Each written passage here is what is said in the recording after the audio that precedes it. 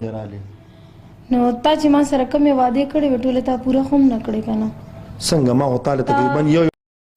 السلام علیکم ګرانو مینوال زه فیضان ګلستاني یو ځل بیا حاضر یم دوستانو زما چې کوم نننی هغه ټاپک دی هغه د شکیب ناز په باره کې دی تاسو دا ورکوټه شانتې کلیپ هم صحیح کړو آینه د ګنجرتوب اظهرچیمه ورسره ناست دی او دا شکیب ناز ورسره ناست د خبرې ورته وکړې چې زما چې کوم ډیمانډ او زما چې کوم خبرې وې تا خو پوره نه کړې نو زه څنګه نو دوستانو زه تاسو په دې خبره باندې پوه یم دې نه مخکې چې دی نو د شکیب ناز یو ویډیو وایرل شوی او بیا دا تللی و نو دته نه ویډیو جوړه کړې او بیا دا خبره کړې او مسافرو ته ویلي چې تاسو دې لپاره پیسې راولېږئ نو بیا مسافر والا چې څونه پیسې رالېږلې 50% اظهرچیمه جیب کې اچولې 50 دی له ورکړې نو هغې نه پس دا یو کال غیبه وه نو هغې نه پس اوس دا بیا راله اوس دې دا خبرو وکړو چې هغه پیسې خو ما نه ختمې شوي دي دا چې کوم ما سره لوس کړی و تا ویلې زه به تاله خرچه د میاشتې درکوم او ته دې فیلډ ته دوباره به نه راځې نو تا خو زما خبرې پوره نه کړې نو اظهرچیمه ورته کمې خبرې او دیم ډېر غټ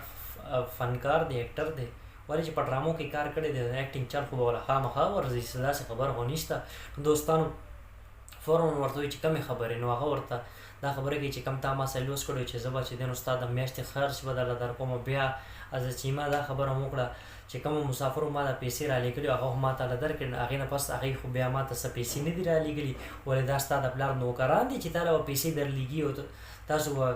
چې پیسې درله درکوي نو تاسو به سمې دمې به کور کې به کښېنئ او چې پیسې درله څوک نه درلېږي نو تاسو به بیا واپس همدې فیلډ ته واپس راځئ بیا به دا ډانسونو دا غلط کارونه به شروع کړئ ولې دا تاسو لپاره ګټې شپه ورځ یو کړی دی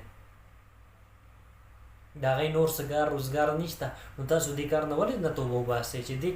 کار ته راځئ او دا کارونه کوي خو خامخا ذلت او رسوایي خو به ستاسو په مقدر کې به وي یوازې دا نه چې کوم یو کس چې دی نو غلط کار کوي د هغې په نصیب کې ذلت وي او دا خو بیا د هغې مقدر جوړ شي رسوایي ذلت نو بیا الټه کار څه دپاره کوي توبه وکړي الله پاک دی غفور رحیم دی معاف کولو والا دی انسان دی توبه وکړي الله پاک وایي چې دونه ګناهونه دي کړي دي چې څونه مرضي دي وي بوجه در سره ډکې وي او ته توبه وباسه زه معاف کولو والا یم معاف به یې کړمه پروا هم نشته هغه ګناه به بلکل ختم شي نو د زړه نه چې کوم انسان توبه وباسي نو الله پاک معاف کولو والا دی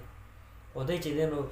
یو میاشت دوه میاشت کال دپاره توبه وباسي څه ټایم پیسې ترې نه ختمې شي بیا چې دی نو واپس هغه کار ته راځي نو دا خو چې دی نو دوکه ده سره دوکه چا سره کوي خپل ځان سره کوي چا سره خو څه کولی نه شي بس دوستانو ډېرې سختې خبرې مې وکړې بس